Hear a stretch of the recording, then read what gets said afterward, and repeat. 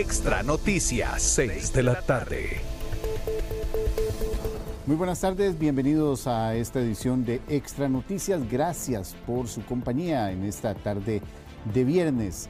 Gracias también a quienes a partir de este momento nos acompañan por los 92.3 FM de Extra Radio. Vamos a conocer lo más importante en nuestros titulares. Detienen al cocinero del diablo en Guapiles. Hombre era parte importante de la banda del líder narco Alejandro Arias. Diputados aprueban abrir investigación por presuntos contratos millonarios en Raxa. Sectores de la construcción piden retomar con urgencia la ampliación de la ruta Barranca-Limonal. Casi un 80% de la obra está inconclusa.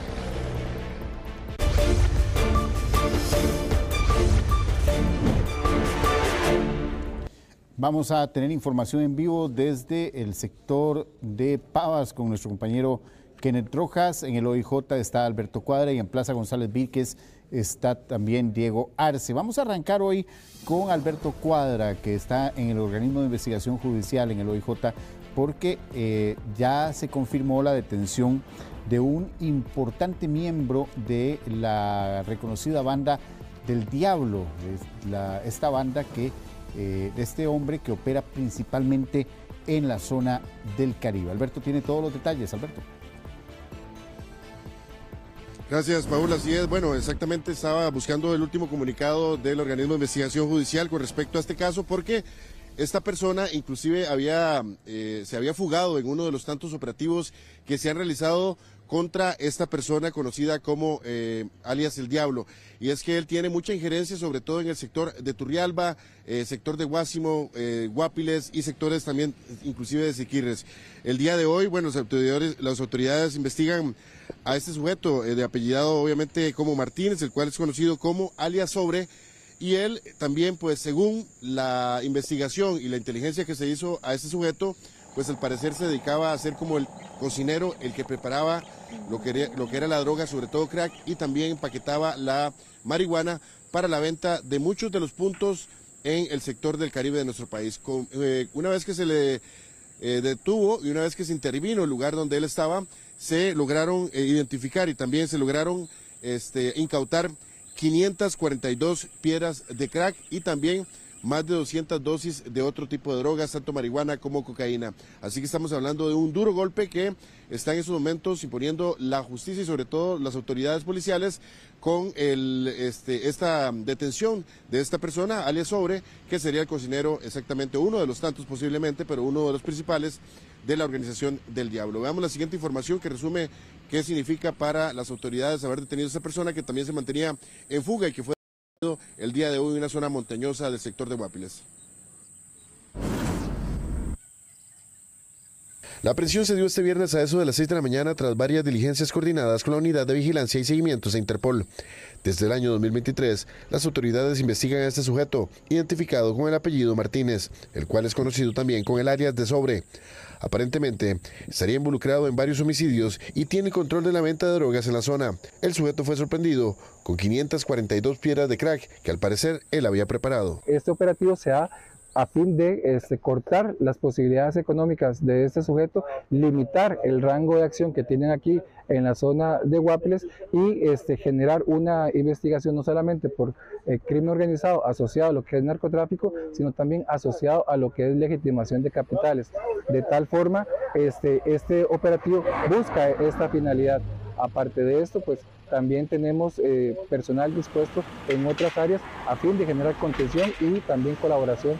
Fuentes judiciales cercanas a este medio indicaron que Martínez al parecer tiene como función, dentro de la organización criminal del Diablo, cocinar las cajetas de crack y empacar las dosis de marihuana para la venta en Cariari y pueblos aledaños. Son factores que inciden directamente en la creación de ecosistemas de violencia y de comisión de delitos dentro de los sistemas penitenciarios.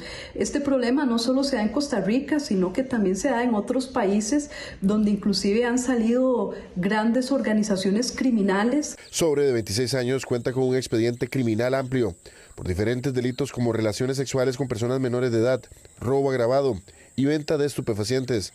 Durante la diligencia policial de este viernes, se comisaron indicios importantes para la investigación, así como diferentes tipos de drogas y un arma de fuego tipo revólver con municiones. El caso continúa en investigación. Bueno, es que la presión sobre el organismo de investigación judicial por este caso es bastante, porque tenemos ya contabilizados más de 4 años de que Alejandro Arias Monge, alias El Diablo, pues se mantiene en fuga. Estamos hablando de una persona que tiene el 95% del negocio del narcotráfico en el sector del Caribe, sobre todo en zonas como Pocosí y también Turrialba. Y bueno, se presume por parte de las autoridades también que tiene algunas rutas de escape, algunas rutas también bien establecidas y posiblemente en comunicación con algunas autoridades que están pues lamentablemente trabajando para él, que se le está en estos momentos pues escapando de las manos al OIJ. Ya se han realizado, con este sería más de 24 allanamientos en diferentes días, que donde pues esta persona no se logra ubicar, pero sí se han golpeado a estructuras importantes paralelas a esta organización, donde ya en total se llevan contabilizados más de 60 personas detenidas de esta organización, de esta persona Arias Monge, Alejandro Arias Monge, nacido en 1984 y que inició su carrera criminal desde los 19 años. Desde las afueras del OIJ, este ha sido un informe de Alberto Cuadra para Extra Noticias. Pablo Ulloa, usted tiene más. Gracias, Alberto, por los detalles. Estaremos muy pendientes a más esta estrategia que ha mantenido el OIJ de golpear a toda la organización alrededor de alias Diablo para precisamente debilitarlo en la zona en donde principalmente está trasegando. Gracias, Alberto. Vamos con otros temas. Muchos sectores están pidiendo retomar las obras de ampliación de la ruta Barranca-Limonal a la mayor brevedad posible. Un 79% de la obra está inconclusa. Los empresarios de Guanacaste están preocupados por la afectación y reclaman inseguridad vial y pérdidas económicas. La importancia del trayecto de Barranca-Limonal para la comunicación entre fronteras y el impacto en economía de los cantones de Punta Arenas y Guanacaste preocupa a los expertos. Esto porque consideran es urgente se reactiven los trabajos en este sitio. Hemos contabilizado costos enormes, millonarios, lo que tiene que ver con reparaciones de mantenimiento a razón de un pésimo estado de esta vía. Y lamentablemente lo más difícil de esto es que no vemos con claridad cuándo se va a poder contar con la ampliación como corresponde. Otra pausa en la construcción de esta carretera realmente pondría otra vez en riesgo el que la gente quiera viajar, el que la gente quiera transitar esta calle, y también muchísimos turistas hacen todo lo que es un circuito, ¿verdad?, de visitación al país. Estos sectores consideran la administración debe asegurarse de contar con la definición del nuevo modelo de gestión que utilizará para el desarrollo del proyecto. Es fundamental el eje de Barranca-Limonal, que es parte de la ruta entre las fronteras, y bueno, es un proyecto que estaba financiado, que se había iniciado y por diferentes razones tuvo que detenerse. Entonces, primero que nada, la prioridad es que se siga adelante. Segundo, establecer el financiamiento del mismo. Tiene que contar con una actualización de los servicios públicos que deban de removerse y tiene que contar con los recursos financieros que financian la obra. Además de previo a la ejecución de la obra, tiene que hacerse una optimización de lo que falta por hacer. Ambos expertos agregan que posterior a la etapa previa para la ejecución de la obra, sería recomendable dividir el proyecto en 3 partes y para ello recomiendan contratar 3 empresas distintas, una dedicada a puentes y accesos terminados y otras 2 dedicadas a trabajar en el 50% del trayecto cada una. En este sentido, la primera en el tramo Barranca-Arizona y la segunda en el de Arizona-Limonal. Asimismo, recomiendan medidas preventivas para señalización horizontal y vertical, áreas de parqueadero de camiones pesados para liberar el congestionamiento vial. Otro aspecto que es importante para los expertos es lo relacionado a garantizar en el pliego de condiciones la adecuada fórmula de reajustes y renglones de pago, así como la solidez de las firmas supervisoras. La empresa DECRA apeló ante la Contraloría General de la República el proceso de licitación para la inspección técnica vehicular en el país. De esta manera, la empresa que actualmente brinda la inspección vehicular pide que se anule la precalificación realizada por el Consejo de Seguridad Vial, el COSEVI, sobre la otra empresa que concursa para brindar este servicio en el país, alegando que no cumple con los requisitos.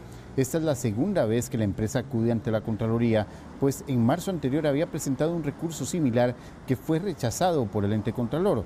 DECRA no podría continuar dando la revisión técnica vehicular en el país tras determinarse por parte del Estado que la empresa incumplía algunos requisitos financieros solicitados por el cartel de licitación.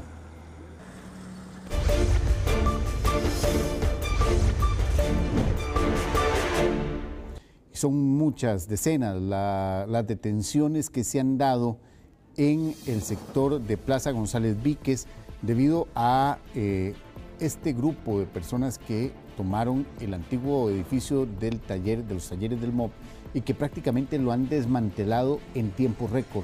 Nuestro compañero Diego Arce, que fue uno de los primeros que tomó este tema, volvió a la zona y nos indica cómo está ese edificio. Diego. Buenas noches, don Paulo, un cordial saludo para usted en el set principal, así como los televidentes y radioescuchas de Extra Noticias. Así como usted lo dice, desde finales de junio vinimos acá a esta infraestructura, la que en algún momento fue el conocido taller central del MOP, acá en el MOP, en Plaza Víquez, perdón, y hemos visto cómo se ha ido realizando una degradación por completo en esta edificación. Vimos también en reiteradas ocasiones cómo policías en ocasiones correteaban a personas en condición de indigencia porque dañaban la estructura para posterior a ello ir a vender el material que retiraban de esta edificación a algunas chatarreras. Hoy junto con mi compañero Mauricio Mora, con un trabajo en cámaras, logramos divisar distintas situaciones mientras estas personas siguen despedazando esta estructura, la cual corresponde al Liceo de Costa Rica, los cuales han señalado en repetidas ocasiones que no tenían los recursos para generar la vigilancia. Pero todo esto y más lo ven ustedes en la siguiente información.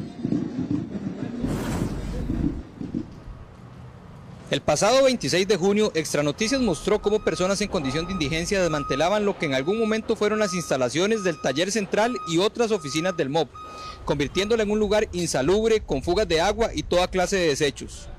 Hoy el panorama muestra cómo la estructura fue completamente carcomida por estas personas para vender los materiales en chatarreras, y pese a que Fuerza Pública y Policía Municipal atienden los llamados de vecinos, la situación continúa repitiéndose.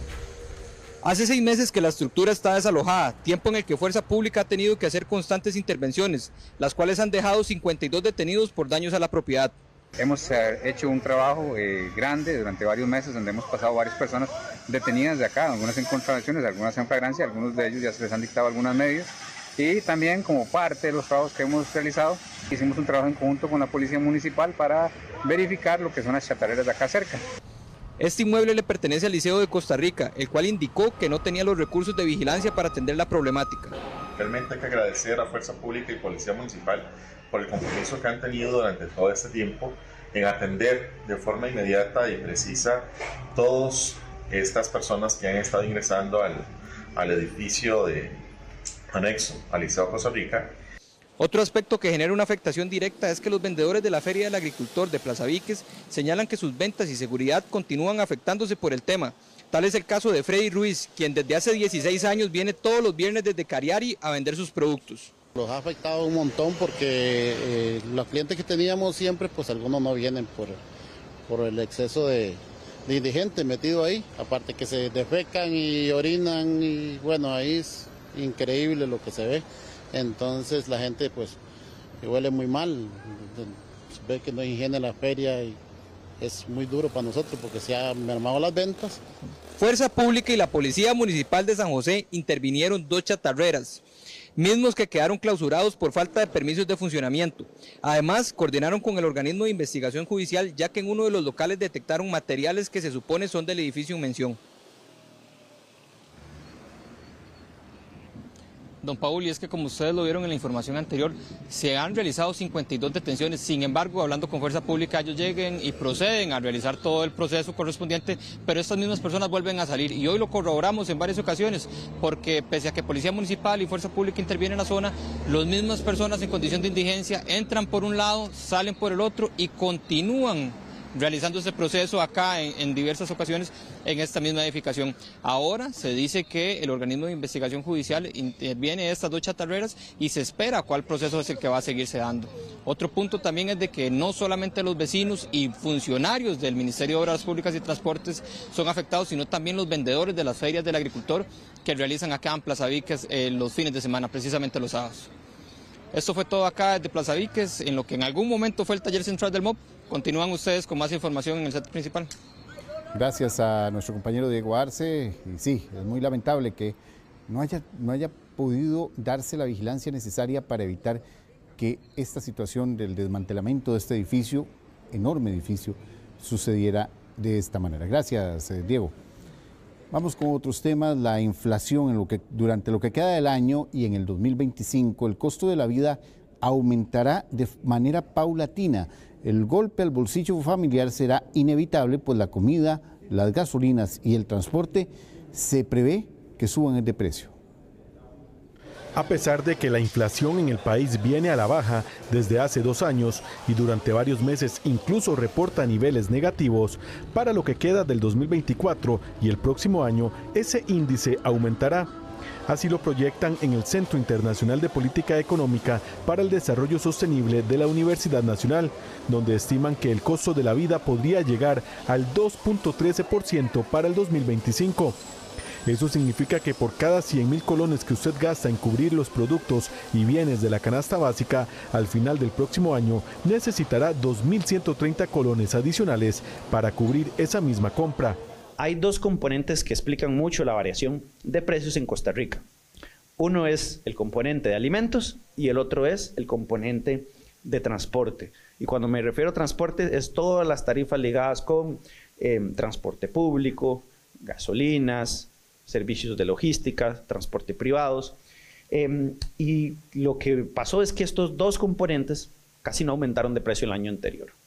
Este 2024 ya vienen tomando un poco más de recuperación, principalmente el de alimentos. Y el panorama sería más complicado para el presupuesto de su familia en 2025, ya que el aumento de precios se visualiza con más incidencia en los productos alimenticios y los servicios de transportes, es decir, lo que más se consume y se gasta en el día a día. Una mayor inflación obviamente pues puede mostrarnos un mayor aumento en el costo de la vida, dado que llegar a ese 2% o a ese rango de 2%, 4% meta, vemos que va a estar impulsado más hacia una proporción de productos que están enfocados a alimentos o transporte, que son necesariamente los que inciden en términos de los hogares un poco más en el costo de la vida. La proyección de la Universidad Nacional sobre la inflación en 2025 se acerca mucho a la meta del Banco Central de que ese índice se ubicará en 2.4%. Y la recuperación sobre los precios va a ser mucho más paulatina, a excepción de que suceda un tema geopolítico, se suba el precio del petróleo y eso termine, digámoslo así, contagiando todo el precio del transporte público, las tarifas de los combustibles, que ahí sí se vería reflejado en la inflación de Costa Rica. De esa forma, es hasta el 2025 que vemos que la inflación debería estar regresando sobre su rango meta. Y aunque la inflación interanual a julio anterior, es decir, la acumulada en los últimos 12 meses, fue de apenas 0.34%, los expertos de ese centro universitario estiman que para finales de este año llegaría al 1.70%, es decir, casi 1,5 puntos porcentual de incremento, equivalentes a 1.500 colones más por cada 100.000 que se gasta hoy en la canasta básica. Bueno, los diputados que investigan una denuncia anónima que se presentó contra la defensora de los habitantes, Angie Krushan, en instancias legislativas ya sesionaron en una comisión integrada por 3 legisladores y recibieron una serie de documentos anónimos donde se denuncian aparentes irregularidades en la gestión de la Defensoría de los Habitantes. Sin embargo, debido a que dichas denuncias figuran en una etapa preparatoria y en concordancia con lo establecido en la Ley General de Administración Pública, estas sesiones serán confidenciales hasta que los diputados brinden una conclusión sobre el proceso. Los legisladores tendrán hasta el 9 de septiembre para brindar un informe final sobre el caso en la Asamblea Legislativa y será entonces cuando posiblemente se conozca en qué consisten estas denuncias contra Krushan y si efectivamente ameritan elevarse a otras instancias para un eventual seguimiento. tenemos que concluir que necesariamente, debido a la característica, digamos, de este proceso, que es sancionatorio y disciplinario, se deben de respetar todos los derechos y garantías, tanto de la persona cuya conducta va a ser investigada, como de los mismos denunciantes o denunciante. En nuestro criterio, las sesiones tienen que ser privadas, no debe haber audio ni transmisión televisiva. El próximo 5 de septiembre, el exministro de Obras Públicas y Transportes, Luis Amador, estará ante la Fiscalía rindiendo un informe sobre el caso de investigación por las adjudicaciones para la reparación del aeropuerto de Liberia. Amador se encuentra de momento fuera del país, en Canadá, sitio al que voló luego de ser destituido de su cargo como ministro. Según su abogado, esta audiencia ante la Fiscalía fue solicitada por el ex jerarca con el fin de esclarecer la participación que tuvo en este caso.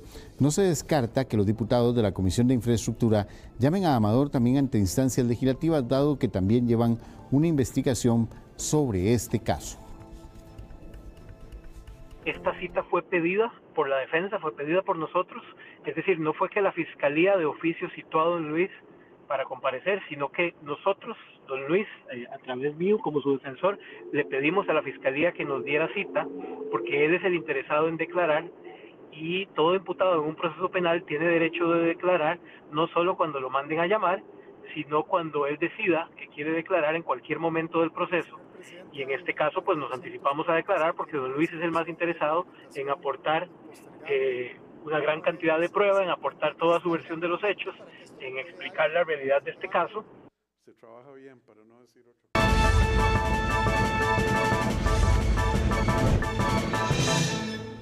Las autoridades identificaron ya a los 3 fallecidos de este jueves tras una balacera ocurrida en Lindavista, en Desamparados. Al parecer, el asesinato se debió a la disputa de 3 puntos de venta de droga.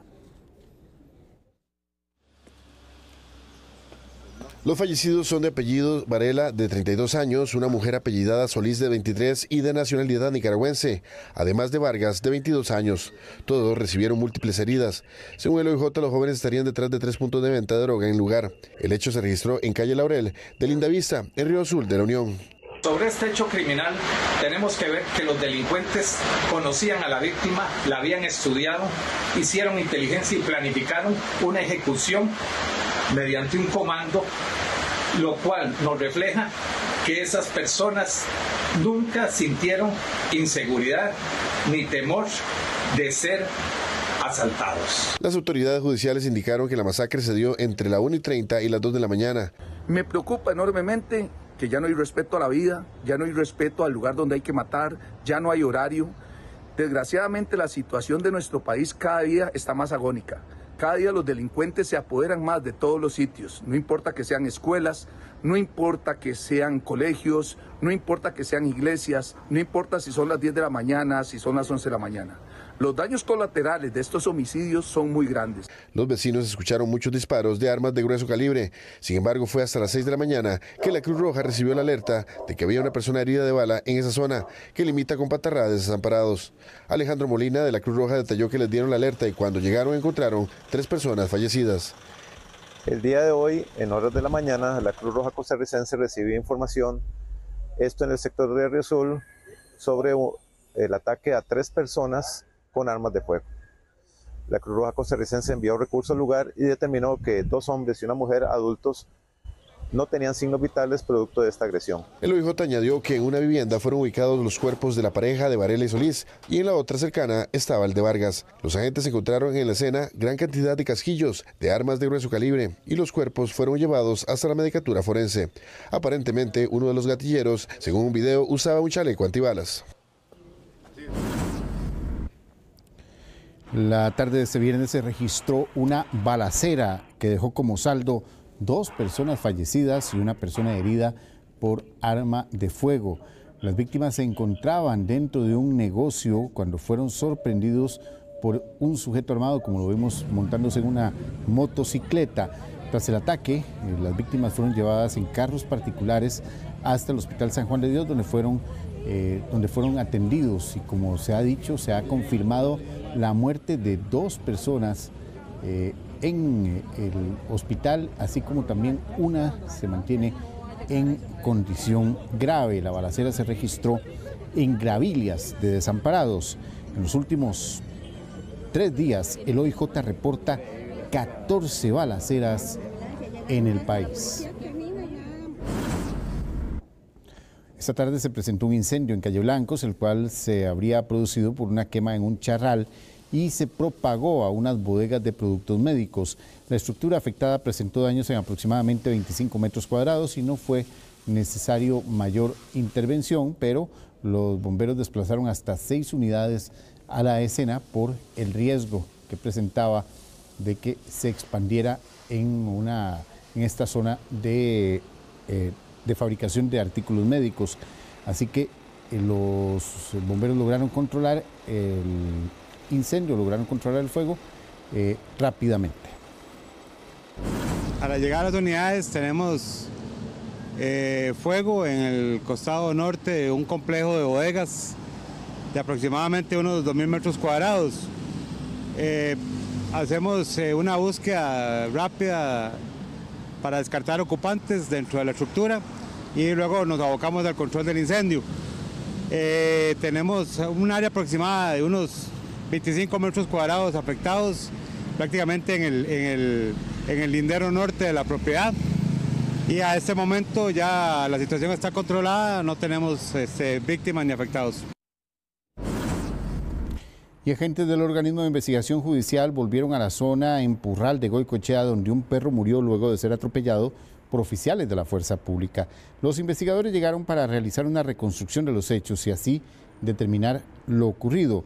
El acontecimiento, el cual se dio a conocer por una grabación hecha por una cámara de seguridad, recordemos, ocurrió a las 4 de la tarde del viernes 9 de agosto en Purral de Goicoechea. El caso se encuentra aún en un tribunal de flagrancia.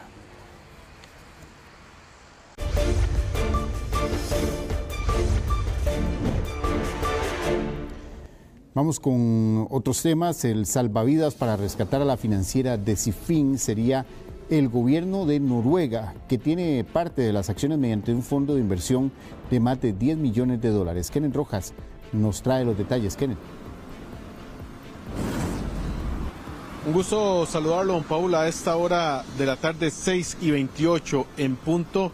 Pues se ha generado algunas dudas, por ejemplo, en cuanto a por qué el caso de la financiera Decifin sí se podría contar eventualmente, si así la entidad lo tiene a bien y si logra establecer un plan de rescate de esta financiera, a diferencia de lo que ocurrió, por ejemplo, con el caso de la cooperativa Copeservidores. Estamos hablando que son entidades de naturaleza diferentes. Desde su conformación accionaria, recordemos que en el caso de Copeservidores eran socios y se trataba de una cooperativa, su naturaleza, y es muy difícil poner de acuerdo eventualmente a tantas personas. En el caso de Decifin es una financiera pequeña con una constitución accionaria muy pequeña, pocos accionistas y con la posibilidad de ponerse de acuerdo. Pero ¿dónde estaría la clave, según los expertos, para que esta financiera pueda contar con alguna posibilidad de presentar un plan de rescate? El salvavidas de la financiera Decifin podría venir precisamente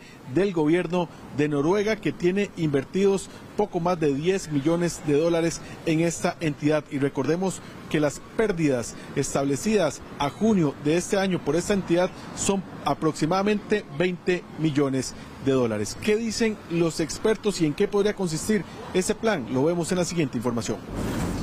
Con un déficit al 30 de junio anterior por 10.361 millones de colones, que equivalen al 89% del patrimonio perdido, y pérdidas que durante el periodo de supervisión por parte de su jefe pasaron de 3.318 millones a 13.680 millones de colones.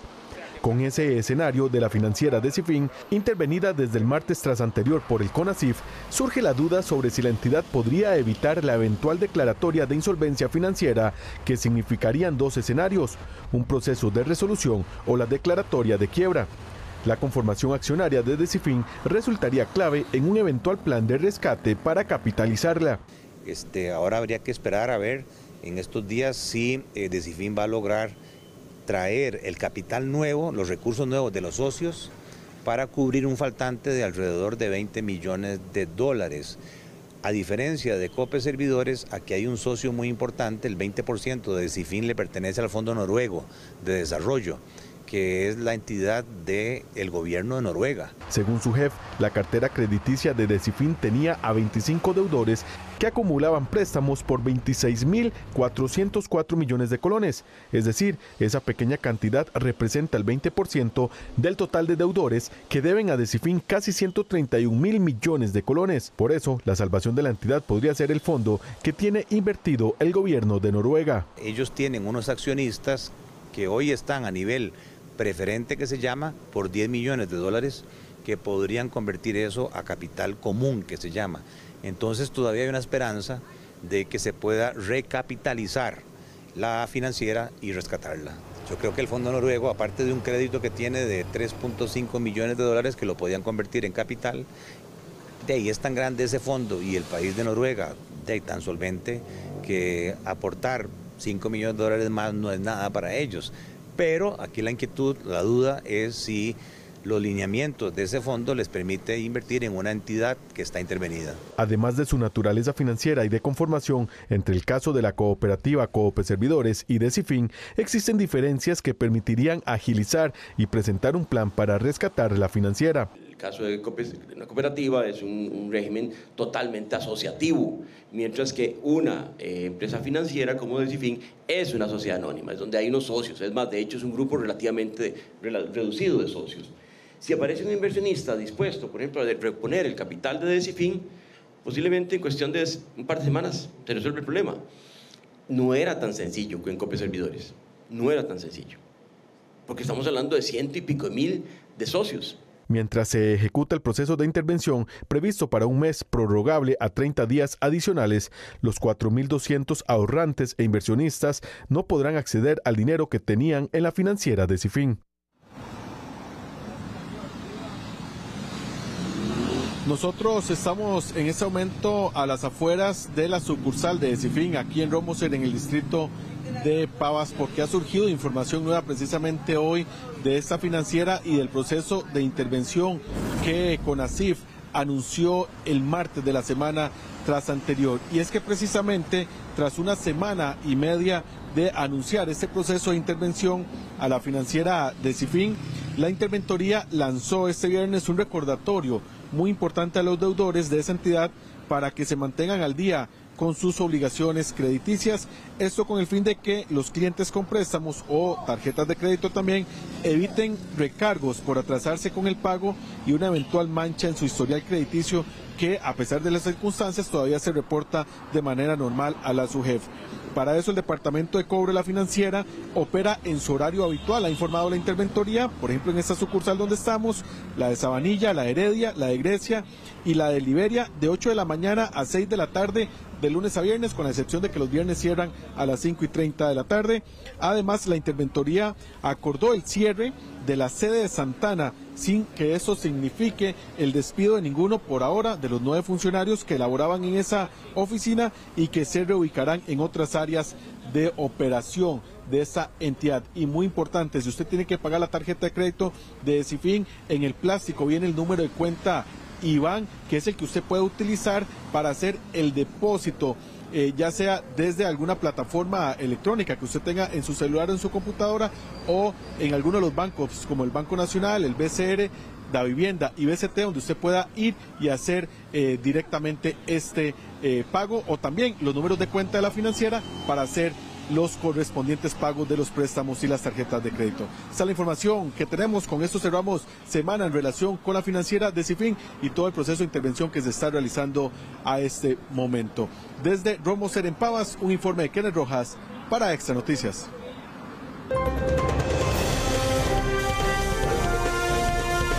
Vamos a una pausa y al volver los diputados aprueban abrir investigación por presuntos contratos millonarios en Raxa. Ya regresamos. Gracias por continuar con Extra Noticias. A esta hora vamos a hacer un adelanto de lo que nuestros compañeros de deportes tendrán a partir de las 7 en tiempo extra. Pedro Retana nos amplía. Pedro, cerramos semana. ¿Qué temas nos traen ustedes a partir de las 7? Gracias, don Paul. Tendremos muchísima información de Liga Deportiva Alajuelense y el Deportivo Saprissa, que se preparan para encarar 2 pruebas de fuego antes del Clásico Nacional, que será el próximo domingo. Además, hablaremos de la selección nacional, porque ya hay un exfutbolista, un ex seleccionado nacional, que le dio el sí a Claudio Vivas para sumarse a su cuerpo técnico. También este viernes dio inicio la Bundesliga en Alemania. Veremos cómo le fue al campeón defensor, al Bayer Leverkusen. Y en Francia jugó y goleó el Paris Saint-Germain. Veremos también los goles, todo a partir de las 7 en tiempo extra.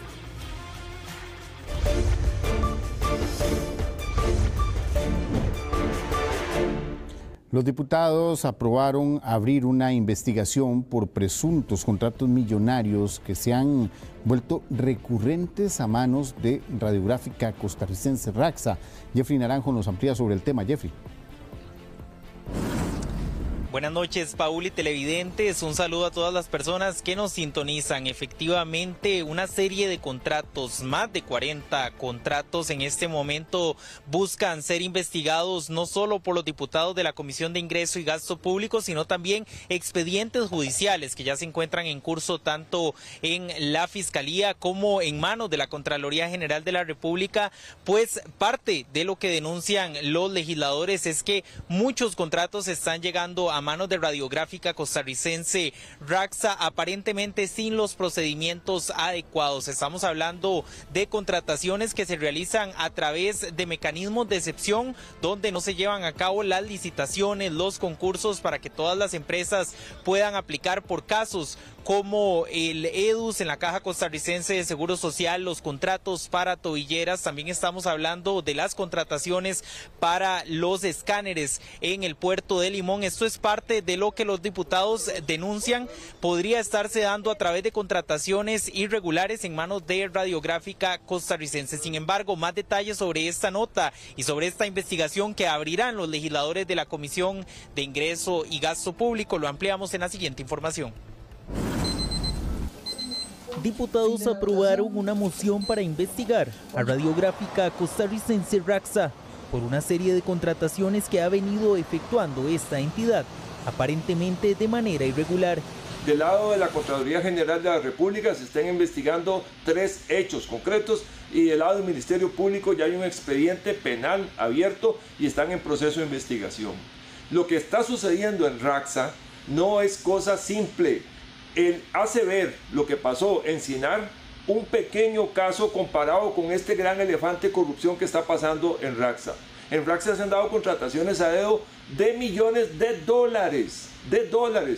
Según los legisladores, contratos con la Junta de Protección Social, el contrato para las tobilleras electrónicas para privados de libertad, el contrato para los escáneres en Limón, e incluso qué pasó con el EDUS de la Caja Costarricense de Seguro Social, luego de que la base de datos fuera pasada a manos de RACSA, son parte de las 40 contrataciones que ha recibido esta empresa y los diputados buscan investigar. Me parece fundamental que los funcionarios públicos vengan a dar cuenta, no a los diputados, sino a los ciudadanos y ciudadanas de Costa Rica. Otro de los aspectos que señalan los legisladores es que RACSA ha realizado gran parte de esas contrataciones a través de contratos por excepción, es decir, sin proceso de licitación regular, lo que aseguran debe investigarse si era procedente, pues este procedimiento se utiliza únicamente en casos de urgencia. Tal como lo establece la Ley de Contratación Pública, para recurrir a estas excepciones, se debe haber acreditado en el expediente la idoneidad del ente público que se pretende contratar y que éste al menos represente un 70% de la prestación del objeto contractual. Datos consultados por Extranoticias en el Sistema Integrado de Compras Públicas revelan que de 2021 a la fecha RACSA registra 23 contrataciones por excepción. Se intentó conocer la posición de RACSA sobre esto, a lo que respondieron: dado que el tema se encuentra en investigación, RACSA se inhibe de emitir una posición o comentario. Tenemos plena confianza en la labor que realiza el Ministerio Público. Los diputados no descartan llamar también a comparecer a Federico Cruz Choreco ante la Comisión de Ingreso y Gasto Público por este caso, pues aseguran podría estar vinculado.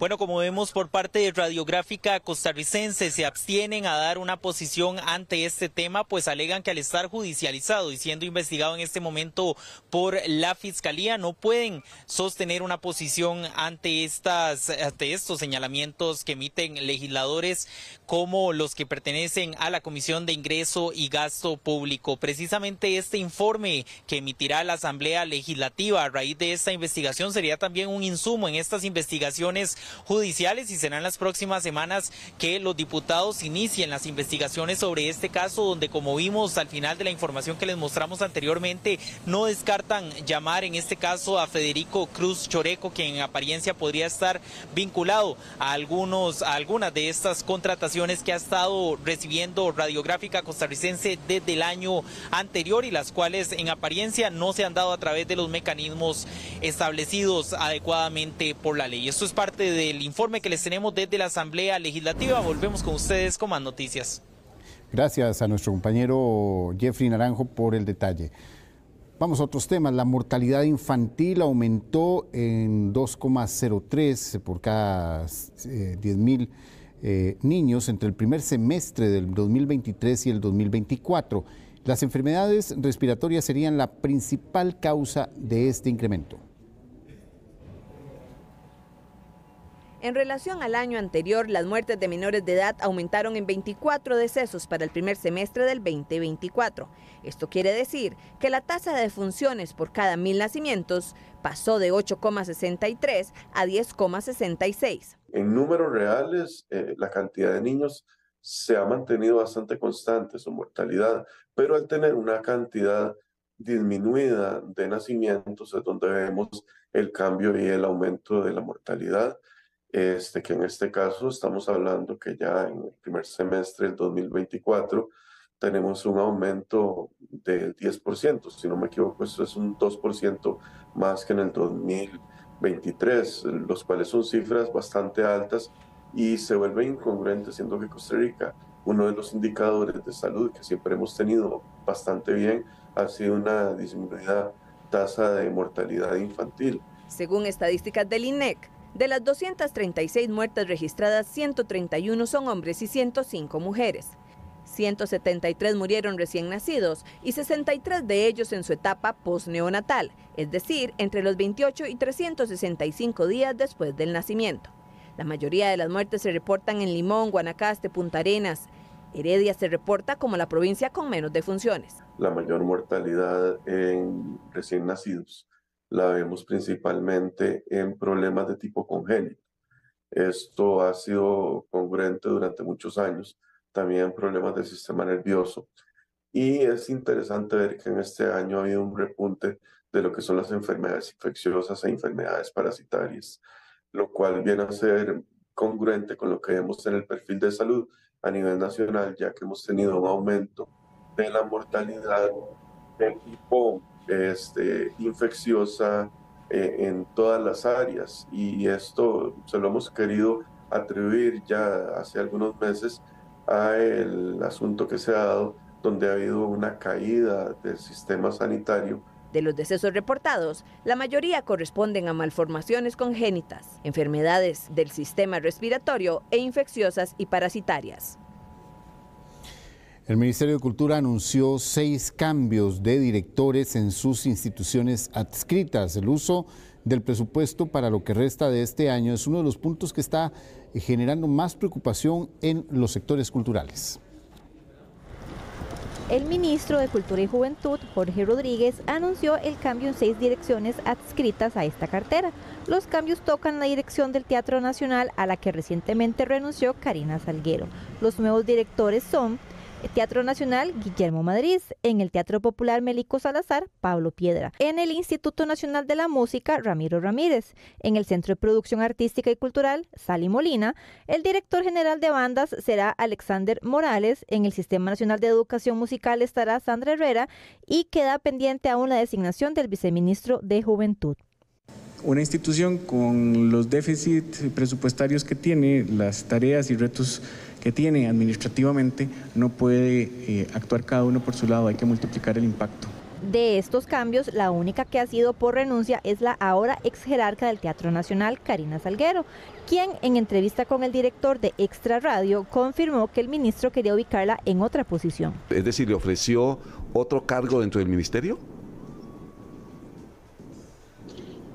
Yo creo que esa era parte como de la visión, por eso digo, don Jorge Rodríguez tiene un gran respeto por mi trabajo. Por eso, ¿pero la quería fuera del Teatro Nacional en otro cargo? Era una posibilidad. Estos cambios preocupan a los colectivos como Red de Emergencia Cultural, que han expresado su preocupación por la forma en la que se distribuirán el presupuesto para lo que resta de este 2024, en especial para la contratación de artistas. En contrataciones de artistas y servicios, al día de hoy, ellos tienen 1.000 millones de colones para usar en todo el año, pero al día de hoy solamente se ha usado 350 millones. Por lo tanto, hay una cantidad bien grande de millones, 650 millones que no se han usado y que esperamos que se use de aquí a los 3-4 meses que quedan para que termine el año. Además, el gestor cultural Hugo Pineda destacó los retos del ministerio. Se diga que no se va a pedir más dinero si no se ejecuta lo que hay.